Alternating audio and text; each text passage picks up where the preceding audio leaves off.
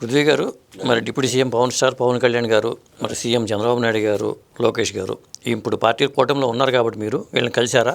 పవన్ కళ్యాణ్ గారు అంటే ఆ రోజు ఆయన ప్రమాణ స్వీకారం చేసే రోజున వెళ్ళారండి.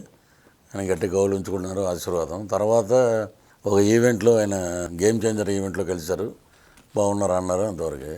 కానీ చంద్రబాబు నాయుడు గారిని, లోకేష్ బాబు గారిని ఎంతవరకు నేను కలవలేదండి. ఆయన మినిస్టర్ అయ్యాక నేను కలవలే, మామూలుగా వెళ్ళాం లోకేష్ బాబు గారు చాలాసార్లు.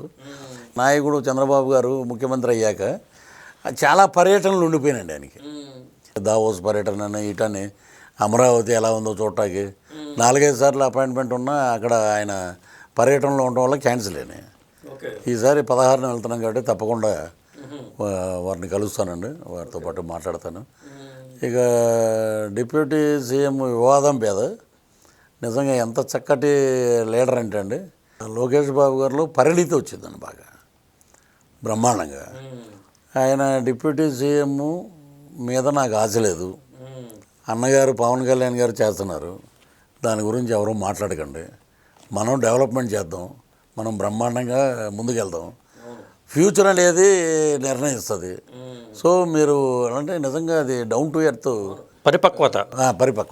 చంద్రబాబు నాయుడు గారు ఆశ్చర్యపోయారంటండి, ఇంత చేంజ్, ఇంత పరిపక్వత మాటల్లో కానీ చేతల్లో కానీ. ఇప్పుడు 3 వింగులు ఉన్నాయి సార్ ఇక్కడ. గడియారంలో 2 ముళ్ళు ఉన్నాయి, కానీ 3 ముళ్ళు. ఇప్పుడు కూటమి ప్రభుత్వానికి చంద్రబాబు గారు ఒక పెద్ద ముళ్ళు అయితే, 2వ ముళ్ళు పవన్ కళ్యాణ్ గారు, 3వ ముళ్ళు లోకేష్ బాబు గారు. 3 ముళ్ళు 24/7 పనిచేస్తున్నాయి ఇక్కడ. ఎవరితోటి మాట్లాడటం కూడా దొరకట టైము. వాళ్ళు పొద్దున్న వెళ్తున్నారు 7 గంటలకి, అసెంబ్లీ ఉన్నా లేకపోయినా సెక్రటేరియట్లో కూర్చుంటున్నారు, ఆ పనులన్నీ చేసుకుంటున్నారు. సాయంత్రం అవుతుంది, అక్కడి నుంచి పార్టీ ఆఫీసులకు వెళ్తున్నారండి. ఇది అద్భుతమైన పరిణామం. పార్టీ ఆఫీసులో వెళ్ళి కార్యకర్తలను కలవటం రావటం నిజంగా చాలా అద్భుతంగా ఉందండి. రాష్ట్రం 2029 వచ్చేటప్పటికి అద్భుతంగా ఉంటుందండి. పోలవరం అయిపోతుంది లోపు, రాజధానికి సంబంధించిన మొత్తం పనులు అవుతాయండి, అన్ని ఫ్యాక్టరీలు వచ్చినాయి. సో మనం స్వాగతించాలండి. పృథ్వీ గారు, మీ గట్టగా మీ ప్రాంత వాసి చిరంజీవి గారు, ఆయన మెగాస్టారు, మీరు మీ కుటుంబం, సినిమా కుటుంబమే. ఆయన ఏం మాట్లాడినా ఈ మధ్యన ట్రోల్స్ కూడా వచ్చేస్తున్నాయి. దీని మీద మీ ఒపీనియన్ ఏంటి? ముందు ఏ మీటింగ్ వెళ్ళినా ముందు నా మీద ఫోకస్ పెట్టి ఉంటారు, ఏం మాట్లాడతాడని. ఇప్పుడు మీరు చెప్పారు కాబట్టి మేము ఇంకా షార్ప్ అయిపోతాం. మేము ఎంతవరకు మాట్లాడాలో అంతవరకే మాట్లాడతాం. ఇప్పుడు చిరంజీవి గారు పెద్ద ఆయన, పద్మవిభూషణ్, మెగాస్టార్ చిరంజీవి, కృషి, పట్టుదల, కష్టం, క్రమశిక్షణకి మారుపేరు. ఈరోజు డైరెక్టర్ దగ్గర నుంచి హీరోయిన్స్ కానీ, హీరోలు కానీ, క్యారెక్టర్ ఆర్టిస్టులు కానీ, విలన్స్ కానీ ఆయన స్ఫూర్తిగా తీసుకుని ఇండస్ట్రీగా వచ్చారండి. ఈవెన్ ప్రొడ్యూసర్లు కూడా. కానీ ఆయన మనం వీడియోలో చూస్తే వాళ్ళ మనవరాలను ఊళ్ళో కూర్చోబెట్టుకుని, నీకు ఏ పాట కావాలి అంటే, నాకు ఆ పాట కావాలంటే, అదొద్దు చూసావు కదండి అంటే, ఏడుస్తుంటే సరే సరే అని ఆ పాట పెట్టడం. ఆయన ఏంటంటే సరదాగా మనవరాళ్ళందరినీ పెట్టుకుని ఎంజాయ్ చేస్తుంటారండి. ఆడపిల్లలంటే బాగా ఆయనకి ప్రేమ, అభిమానాలు. ఇక్కడ ఇప్పుడు ఈ మధ్య కోకాపేటలో స్థలాలు ఎంత రేటు పెరిగినా చూడండి. అక్కడ ఉన్న 4 ఎకరాల స్థలాన్ని వాళ్ళ అక్క చెల్లెలకి రాసి ఇచ్చాడు ఆయన గిఫ్ట్ కింద.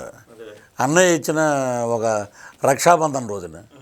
ఇంకేంటంటే ఇంతమంది అక్క చెల్లెళ్ళు, కూతుర్లు, బిడ్డలు, వాళ్ళ పిల్లలు, ఇంతమందిని మెగా ఫ్యామిలీ కదండి, మెగా ఫ్యామిలీ. ఇంత చూస్తూ ఆయన ఏదో మాట్లాడితే వారసుడు ఎక్కడైనా అండి, ఎవరైనా సామాన్య ఒక రైతు బిడ్డ కూడా అందరూ ఆడపిల్లలు అయిపోయారు ఇంట్లో, వారసుడు కావాలి కదా అని మామూలుగా మన ఇళ్ళల్లో కూడా మాట్లాడుకుంటామండి. అది మాట్లాడినందుకు స్త్రీలను కించపరిచారు. స్త్రీలను కించపరచడం ఏంటి అసలు నాకు అర్థం కాలేదండి అది మాట్లాడే మాటలు అవి. సో అలాంటి పద్మవిభూషణుడు కూడా ఇలాంటి స్క్రోలింగ్లు, ట్రోలింగ్లు తప్పట్లేదు. సో ఎవరేమనుకున్నా కూడా మచ్చలేని మహామనిషి అండి. So megastar Chiranjeevi. చంద్రబాబు నాయుడు గారిని ఇప్పుడు కలవలేదు కదా సరే, ఇంతకు ముందు ఎప్పుడైనా కలిశారా మీరు?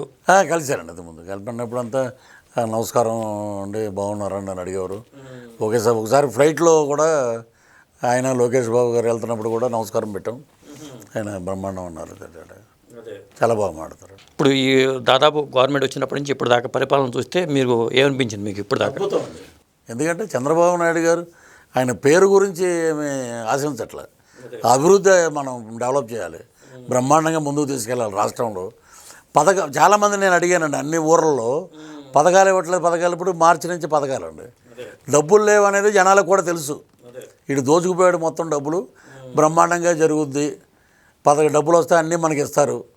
ఇప్పుడు రైతు మీద మార్చిలో ఒక పథకం, ఏప్రిల్లో ఒకటి, మేలో ఒకటి అండి.